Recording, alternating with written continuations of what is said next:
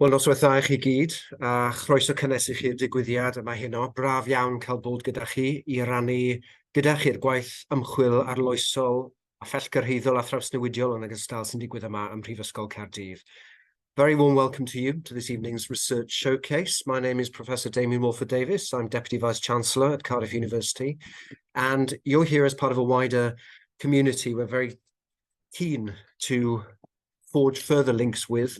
That community includes alumni, staff, donors, and a host of friends who are supporting the university. I'm delighted to introduce our speakers this evening, and they are Professor Derek Jones, MBE, Director of CUBRIC at Cardiff University, and Joshua Ametepe, PhD student here also at Cardiff University.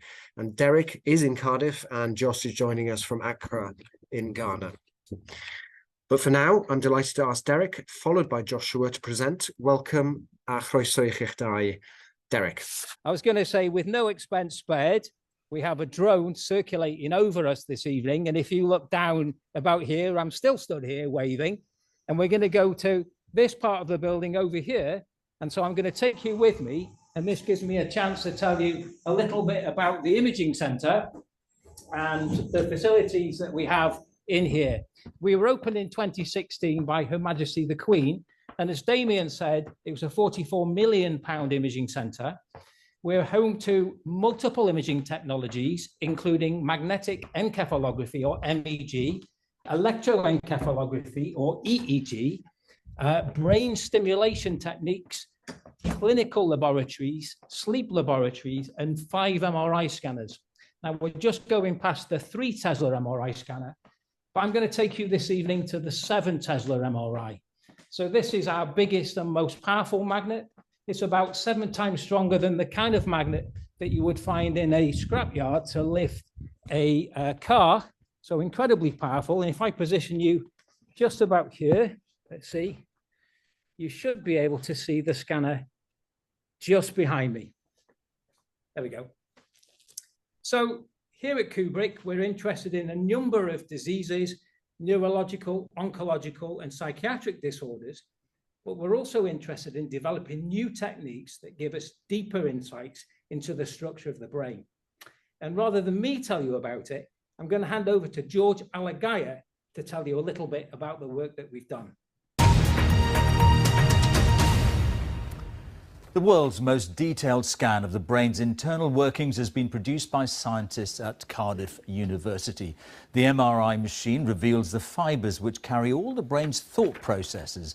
Doctors hope it will help increase understanding of a range of neurological disorders and could be used instead of invasive surgery. Our medical correspondent Fergus Walsh volunteered to be scanned. Here's his exclusive report. Now, we don't have the report for you, but I can show you Fergus's brain. And you can see we get exquisitely detailed representations of the white matter fibers, the wiring of the brain that carries information from one part of the brain to the other. This is an unprecedented detailed image. Now, we're incredibly lucky here in Cardiff to have such state-of-the-art imaging equipment. I think this study is literally about to finish, the participants being taken out. But I now want to tell you a story. About 6 months ago, I was talking with this guy, Eric Borgstein. Eric is a pediatric neurosurgeon, and he took me to meet one of his patients. It was a baby called Emmy, and with her mother. And the first thing that struck me was the sheer desperation on the mother's face. And when I looked at the baby, I could see why. The baby had a huge growth over her face.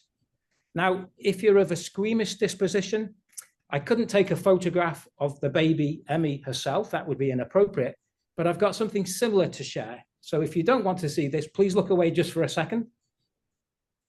You can it's clearly distressing for the mother, debilitating for the child. I've now taken it off the screen if you want to look back. Now, the surgeon said to me, if only I could scan this baby, I would be able to remove that growth and improve the quality of life. Now, I found this a bit confusing because just 10 minutes earlier, I'd posed for a photograph with a radiographer in front of one of the MRI scanners. So why couldn't Eric scan that baby? Well, there's 2 things I've not told you. First, this didn't happen in Cardiff. It happened 7,500 miles away in Malawi. And so this photograph is taken with Cole's Chilungolo. And the second thing I haven't told you is that this scanner hasn't worked for over 18 months. And this wasn't an isolated incident. We went to several countries in Africa and saw graveyards of broken medical imaging equipment. And this is because simply people don't know how to fix the scanners and can't afford the service contracts. But moreover, people can't afford to buy the scanners. Here's a statistic that in West Africa, there's one MRI unit for every 5 million people. That compares to about 40 per 5 million people in the UK. Now, I had the pleasure of being able to attend the African chapter meeting last week in Ghana, and everybody there said the same thing: huge untapped talent, but a lack of access to MRI equipment. Now, I'm the president of the World Society for Magnetic Resonance, and I've written about this, saying that we need to democratize MRI and help everyone, everywhere in the world, to benefit from advances in MRI technology. So what's the solution? I'm going to talk to you about two this evening. First, I'd like to introduce the Hyperfine Swoop. It doesn't look like an MRI scanner, but this is a modern piece of equipment. It's the world's first commercially available, low portable, and low field MRI scanner. It plugs into the wall socket, and it's 1/100th of the cost of a traditional MRI scanner. It's 100th of the magnetic field strength, and that means the signal is considerably weaker. But what you can see here is the scanner being wheeled down the corridors of CUBRIC. This is the corridor that I've just come down, and you can see it's entirely portable. We couldn't afford a good-looking model to lie into this, so you have to make do. But you can see that we can scan in any environment. And indeed, it provides useful diagnostic images. This is a patient who's having a stroke. The area pointed to in green is the stroke, and the area with the blue arrows is bleeding within the brain. And with support of the Gates Foundation, these systems have been rolled out to Africa, sub-Saharan Africa. They're in this crate. This is one of the first recipients, our collaborators, Jess Ringshaw and Kirsty Donald in Cape Town. This is one of the very first babies being carried into the scanner by Jess, placed in whilst the baby's still sleeping. And you can see the kind of images that we get. Incredible for such a low-cost technology. And in fact, if we try to estimate the volume of the grey matter from the Hyperfine scanner against a much more expensive 3 Tesla scanner, you can see the data line up pretty well. So that's extremely promising. But beyond clinical diagnostics, we're also interested in repurposing this machine as a neuroscience tool. And this article from Kirsty Donald, who you saw in the previous picture, I think sums it up wonderfully. Working in Africa provides neuroscientists with opportunities that are not available in other continents. People in this region exhibit the greatest genetic diversity, but they face unique stresses to brain health, including child brain health and development, and this is due to high levels of traumatic brain injury and diseases endemic to the region. And most importantly, the neuroscience community in Africa has yet to reach its full potential. And this was realized by the Gates Foundation, who has put these scanners across sub-Saharan Africa. I'm going to mention just a few sites. So Cape Town, Malawi, Uganda, and Ghana. These will feature this evening. And I'm delighted to say that Cardiff is one of the high-income settings that is developing the technology, developing something called diffusion and microstructural imaging. We're also funded by a program called Wellcome Leap to see what are the determinants of brain growth in the first 1,000 days of life. And so this is the team that you just saw in Cape Town when we went to visit. And Cape Town has the unique possibility of being able to scan not just on the Hyperfine scanner in the middle, but also on one of the higher field scanners, such as the one behind me. So why we might want to scan across these two scanners, I need to introduce my friend and colleague from Ghana, Joshua Ametepe. Now, I was with Joshua last week at the Korle-Bu Teaching Hospital. Here's a short video. Here we are in Ghana, and next time you see this guy, he'll be actually live, still here. I'll be back in Cardiff. Absolutely. So at this point, fingers crossed, we can hand over to Joshua. Are you there, Joshua? Yes, Derek, I am here. Great. So Joshua, before we start, perhaps you could just tell everybody what you were doing before you came and did your PhD here in Cardiff. Well, before I did my PhD in Cardiff, I used to work as an engineer installing and repairing medical equipment in hospitals across the country here. Yes. I suppose based on that experience, I can be able to personally attest to the fact that there's this issue of being unable to repair medical equipment in the country. This graveyard, a lot of them go to waste because there is lack of expertise and lack of opportunity to repair these things. So just very expensive to even repair or buy them, which has been a problem. Yeah, so Derek was speaking about why we took images on the Hyperfine scanner and also on higher field scanners. So I'd like to provide some insight on that. People in the past have attempted to use artificial intelligence to make a prediction on what an image that has been taken on a regular scanner would look like if it was taken on a higher field scanner or a scanner with specialized hardware. This is something we call IQT, or image quality transfer. And we've been hoping we can do same with the Hyperfine scanner. So we want to be able to take images on the Hyperfine scanner and then use artificial intelligence to be able to see what we can get from a higher field scanner if that image was taken on a higher field scanner or a scanner with better hardware. So earlier results of doing image quality transfer, we can see that there is an improvement in the anatomy that can be seen from the images. And this is a very good proof of concept. So if we look further, we can see Derek taking an image on the Hyperfine scanner and then being wheeled in to take a similar image on the 7 Tesla scanner in CUBRIC. Yeah. So our collaborators at UCL were able to use both images to reconstruct an anatomical image. And if we look at the two images, we realize that it is actually very difficult to tell the differences between the image that was taken from the Hyperfine and the image from the higher field scanner. So this is actually a very good proof of concept. It at least shows that the method works because the two images are indistinguishable. However, when we are dealing with neuroscience, we are not just trying to look at all of the macrostructure in the brain. We want to look at the brain's microstructure. The brain is made up of multiple white matter fibers that form various connections in the brain and form different parts of the brain that perform different functions.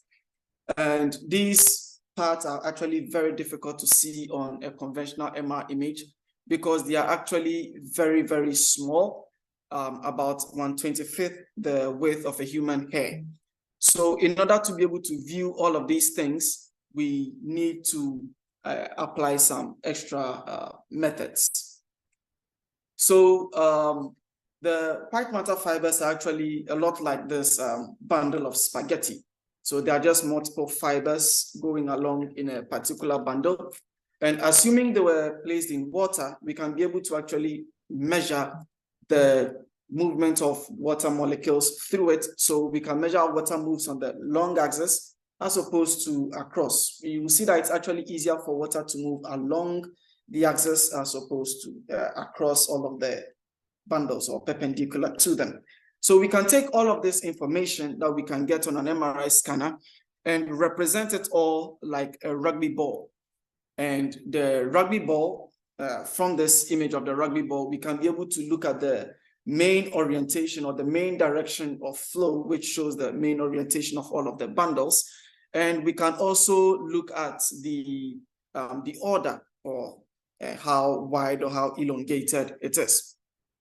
Hence, we can take all of this information or all of these rugby balls in every single pixel of the brain, and then we can be able to connect them to form a map of all of the white matter fibers in the brain. We can be able to use them to look at the elongation and we can use it to also look at the orientation. The orientation is color-coded, so when the image looks green, it means the white matter fibers are moving front and back. When it is red, it means they're moving left and right, and when it is blue, it's moving up and down. So if we look at the image of the brain, which we can see, we can actually be able to look at all of these rugby balls, take the main orientations, and then connect them all like a dotted pattern, and be able to reproduce all of the white matter tracts moving through the brain. And this is called tractography. And based on this, we can look at the orientation of all of the white matter fibers and also look at elongation, which can give us an idea of the fiber's health. So from this, we can see how the earlier 3D image that Derek showed was actually reconstructed. We can clearly see that we can have a very detailed view of all of the white matter fibers inside the brain and see how all of them are connected. So we wanted to see if we could do this on the Hyperfine. What would it look like? Well, earlier results were not so encouraging. They didn't look too good. We could see some detail, but we could see that the resolution wasn't so good. It didn't look so perfect. But after 1 year of developing this technology with my colleagues, James Golam and Alvaro Gomez, some significant improvements were shown. So we can clearly see that there is a significant improvement. We're actually able to see much finer detail of the white matter tracts, and all of their directions are well color-coded, which is actually very good. And based on these, we can perform tractography from these images. And over here, we can clearly see the orientation of the corpus callosum in the brain. And joining all of these orientations, like was stated before, we could perform a tractography. And here is a clear, detailed picture of the corticospinal tracts inside the brain. So what you're seeing here is a picture of Gray's anatomy. Gray's anatomy is a classical textbook of anatomy that's been used by medical students and medical professionals throughout the world. And this image is actually a real image of fibers from the brain that was taken by Derek many years ago. And we can actually see that we can get this same image from the Hyperfine. And if we superimpose the images on each other, we can see that they are actually the same. They are indistinguishable. So the fact that we can be able to get this same exact thing on a low field scanner is actually very, very good. However, in order to be able to take these kind of images, it takes about an hour. But we can see that with image quality transfer, we can get good results. However, these kind of scans take about an hour to do, which is a very big problem if you're scanning babies, because we'd have to keep the baby asleep and still for an entire hour, and that isn't really feasible, and it is not good for clinical purposes and research purposes. So my PhD so far has aimed to try to reduce this amount of scan time. Usually, to be able to get the results we got earlier, we need multiple high-resolution images to be able to create a very detailed color map of all of the fibers in the brain. And based on that, we are able to do tractography. However, with the help of machine learning, we can actually take multiple or fewer low-resolution images and use them to also recreate a color map of the fiber orientations in the brain. And based on this, we can do a tractography. And this actually reduces the amount of time needed to scan the baby, and it makes it more practical for cases of neuroscience and clinical practice. And hopefully we can be able to continue and improve upon this and get better results in the future. This is mostly what I've been working on. So over to you, Derek. Yeah, thank you very much, Joshua. Now, you look very dapper this evening, so a quick costume change with a gift that I received in Ghana last week. So, you know, that's great that we're able to improve the quality on a scanner once we've got it. The problem is, what we said before, there's a lack of local expertise to fix even that scanner, the Hyperfine scanner. The service contracts at the moment could be unaffordable. And again, the purchase price is unaffordable. And actually, since that scanner was launched, the cost has gone up and up and up. So we need to move to a different solution that makes MR far more affordable. And so to address this, we need to go from Ghana all the way across to Uganda. And I had the pleasure of going to Uganda. So here's a short video clip. Okay, so we're now in Mbarara, and we're just taking the flight from Ametepe, and we're going to meet Jones Obungoloch to see how they're developing low-field MRI in this part of Africa. Indeed, we did get to meet Jones Obungoloch, and you'll get to meet Jones in just a second. Now, Jones had previously been working with Steve Schiff at Yale School of Medicine and Andrew Webb from Leiden University, who's the engineer behind a completely different design of MRI scanner. And so what this comprises is effectively tiny fridge magnets, which are colored red and blue for north and south. And as Jones demonstrated to us when we visited, they're placed into these plexiglass formers. And if you put enough of them together, you can produce a fairly uniform magnetic field. And so this is a picture of the complete product that we saw when we went to visit Jones and the team in Mbarara. And it produces remarkably good images. This is data from the system in Leiden, but the quality of this from a series of fridge magnets is truly remarkable. Well, a bunch of us here in Cardiff and Mbarara, UCL, Case Western and Leiden, is a couple of latecomers to the party who missed the photo, have decided that we want to really democratize MRI. Well, I'm sure you'll agree that's absolutely astonishing. I don't know what to say. It's that kind of research showcase that makes me so proud of being here, and it's unbelievable insight into how Cardiff is collaborating worldwide and how worldwide is collaborating with Cardiff. So engaging, both sobering. That graveyard of medical machines was absolutely shocking. I'm delighted to welcome two guests from Mbarara University, Uganda, who are joining Derek and Joshua on our panel. And you've heard of one of our guests already, Dr. Jones Obungoloch. He is Senior Lecturer in Biomedical Engineering, and Jones heads up the low-field MRI project there. And we're delighted also to welcome Ronald Amadoi, Biomedical Engineer and Research Assistant on that same project. So if I may, I will ask the first question. It's not mine, one of the ones submitted previously. And I'll keep an eye on the time as well. We've got a good slot of time. Lots there, folks, about AI, and that is interesting. I've got a two-pronged question, really. How do you see it? It's very much in the news at the moment. Some scaremongering about AI, obviously, as well. But how do you see that assisting in long-term clinical practice?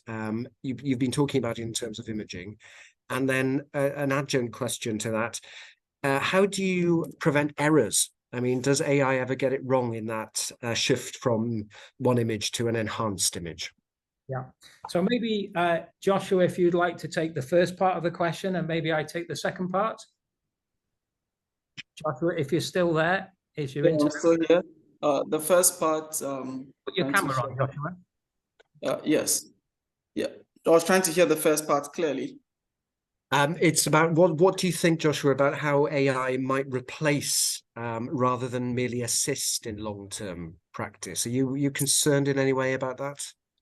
Well, I do not think AI would ultimately replace medical practice. AI is mostly just learning. There's supervised learning, and then there's unsupervised learning. In supervised learning, we just label data, and then we let the model create a statistical representation of the data, which can be used to make predictions of what the data might look like in the future. Yeah. And in unsupervised learning, we just give the data to the model and ask the model to group them. So this one looks different from this, that one looks different from that.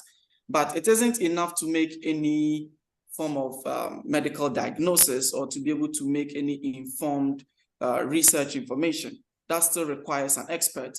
So in the end, it is a tool that provides a statistical interpretation of data that's already fed into it. But as to what the information means ultimately, it's up to someone who is trained medically and professionally, someone who understands the context to be able to provide a proper interpretation of those results. And that's something that a machine can never do. We still need the expert that's properly trained. Great, that's very clear. Derek? Yeah, in answer to the second part, creating errors, we call that hallucinating. So hallucinating anatomy, it's the actual technical phrase that's used. And yeah, it's an absolute challenge. And I think one of the real possibilities is that we train our models here in Cardiff to say, what does the average 21-year-old postdoctoral Welsh trainee or student look like, and learn that relationship between the low field and the high field scanner. But what we really need to do is to set up those regional training centers in Africa so that we can get, culture, social, economic, appropriate models there. So I think that's the secret, is to train locally. Great. Thank you both. So I'm going to launch into another question, and please, Jones, Ronald, join in as well if you have a quick answer to it. I mean, there's a lack of trained MRI staff in the NHS, am I right? And also then a question, what about the level of training elsewhere in the world? Over to you, Jones. Sure. So our lab has benefited a lot from some of the collaborations that Dr. Derek has talked about in a few slides back. And we have been able to develop both the tools and the expertise to offer training, but also to build our own systems, as you can see Ronald is doing there. And we think that the best way to do is to train people locally in environments like this so that you can relate and replicate the experience in a similar environment in Malawi, in Ghana, in Nigeria, and things like that. So we think that local training is very good and gives also the expertise to finally maintain and repair these things when they are deployed in other centers. Because like you have just said, when you ship a device from Europe, from US, from Asia, the device comes, but it comes without the expertise. So what we are trying to do is to develop both the device and the expertise that helps to maintain and keep it running. Thank you. And I mentioned I'm president of the International Society for Magnetic Resonance in Medicine, ISMRM. We've successfully applied to the Gates Foundation to secure funding to bring 100 Africans to our annual meeting. So this year people came to Toronto, next year to Singapore, but it also funds knowledge exchange fellowships. And we say knowledge exchange, it's just as important that we go to places like Uganda and see what the unique challenges are there, as it is that people like Jones come to Cardiff and learn about the high-end technology here. So that's going to be starting next couple of months. I chatted to Jones just last week in Ghana about initiating that. But I think that's the way, this two-way flow of information is going to be key to a successful partnership. Good question. The portable MRI units, are they do they scan other body parts, folks? Or are we talking, we saw you going in with your head there, Derek. Might you go in with other parts, as it were? So the system, the Hyperfine system, the first one that I mentioned, at the moment, it's only built for head imaging. But Jones, do you want to talk about, the possibility of scanning complete babies and opportunities there? Sure. So at the moment, like you can see, our system also, it's built for the head, for the brain. Yeah. But our first focus for these, we are looking at children who are suffering from hydrocephalus, for instance. That's our case studies. These children have heads which are bigger than their bodies. So if the head can go into the scanner, the whole baby can go into the scanner. So looking at scanning babies, we are looking at scanning all babies, but adults probably will still remain at the head and maybe the limbs, but not the trunk. Something like that. That's clear. Thank you.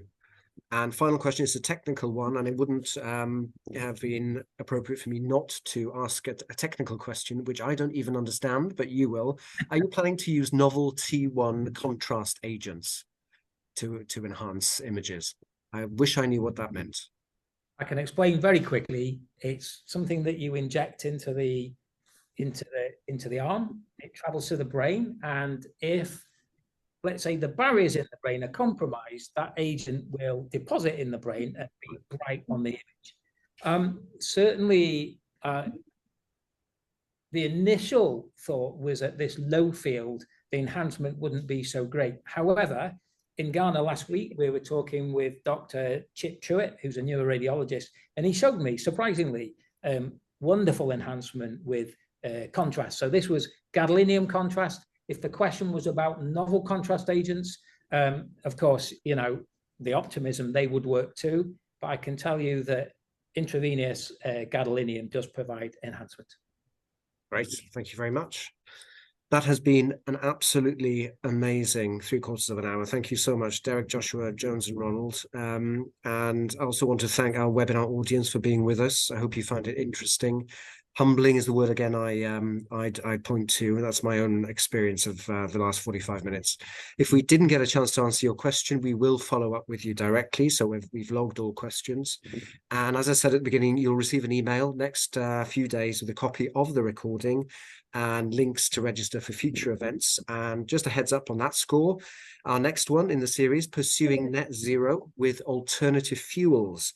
That is taking place on, mark the date, Thursday, the 16th of November, slightly earlier time this time, 2 p.m. So that's Thursday, 16th of November, 2 p.m, Pursuing Net Zero with Alternative Fuels. Again, something that we're making headway with in Cardiff. Very much hope you'll be able to join us.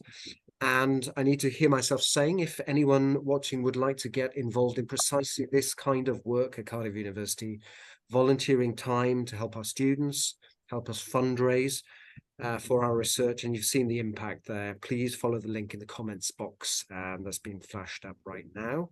So from me, and on behalf of our new Vice-Chancellor, Professor Wendy Larner, also, on behalf of the speakers this evening, diolch yn fawr iawn i chi, and hwyl fawr, thank you very much, good night.